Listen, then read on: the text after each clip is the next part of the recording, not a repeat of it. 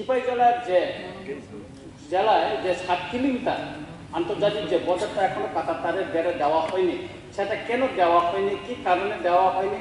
সমস্ত ত্রিপুরাকে কাঁটা তারের বেড়ার করা হয়েছে, কিন্তু শুধু ওই 60 কিলোমিটার কেন এখনো করা হয়নি সেটা আমি একটু জানতে চাই। আর দ্বিতীয়ত হলো, এখানে পত্রিকায় স্পষ্টভাবে লেখা হয়েছে কিছু বিএসএফ এবং কিছু দালালের মাধ্যমে ওই যারা অনুপ্রবেশকারী ত্রিপুরায় আছে এবং এখানে আমাদের বিভিন্ন রেল লাইন, বাস এবং বিমানে করে ত্রিপুরা থেকে ভারতের বিভিন্ন অংশ তারা ছড়িয়ে পড়ছে।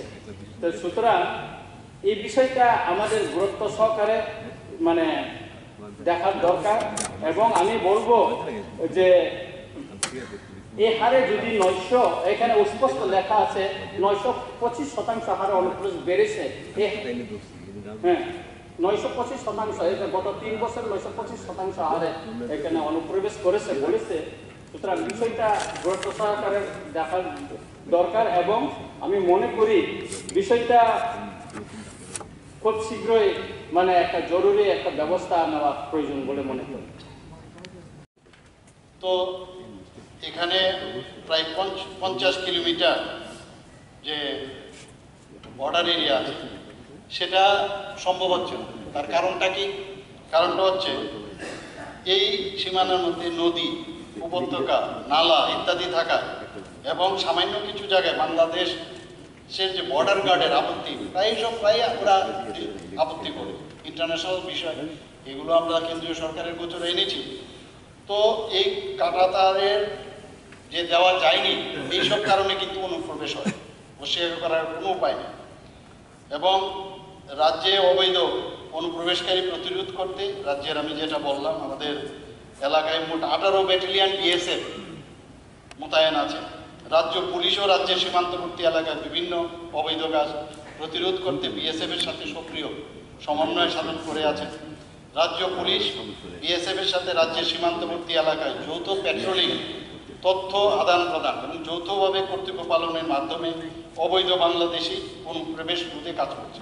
আপনি যেটা বলেছেন মাননীয় বিধায়ক, বিগত 1 জানুয়ারি 2021 থেকে 10 জুলাই 2023 পর্যন্ত ইন্ডিয়া পাসপোর্ট অ্যাক্ট অনুযায়ী যে সংখ্যক মামলা নথিভুক্ত হয়েছে, অবৈধ বাংলাদেশি এবং রোহিঙ্গা গ্রেপ্তার হয়েছে এবং মামলার প্রসিকিউশন রিপোর্ট এরকম।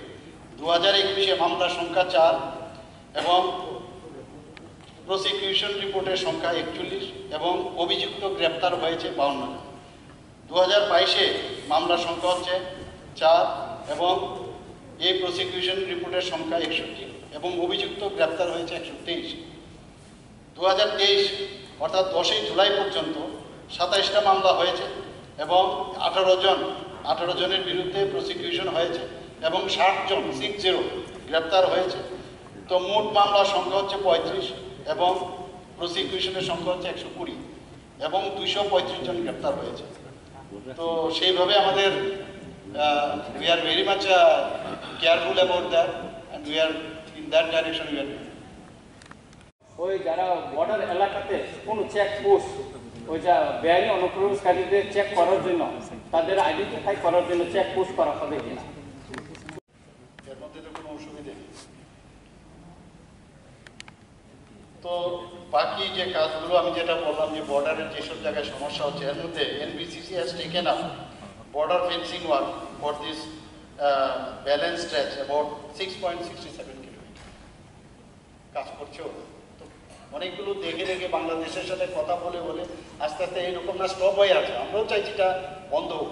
অনেক জায়গার মধ্যে 0 পয়েন্ট দেওয়া যাচ্ছে না। এই দিকে যদি আমরা দিই তাহলে আর্ধেকটা দেখা যায় ঘর বাংলাদেশে পড়ে যাচ্ছে, ঘরের ভিতর দিয়ে আপনার ফেন্সিং দিতে হবে এমন একটা অবস্থা। এইগুলো আস্তে আস্তে অনেক জায়গায় হয়ে গেছে, একটু খালি বাকি, সেটাও সম্পন্ন হবে। বারবার আমি দিল্লিতে যখন যাই আমি কথা বলি বিষয়গুলো দেখা দিই।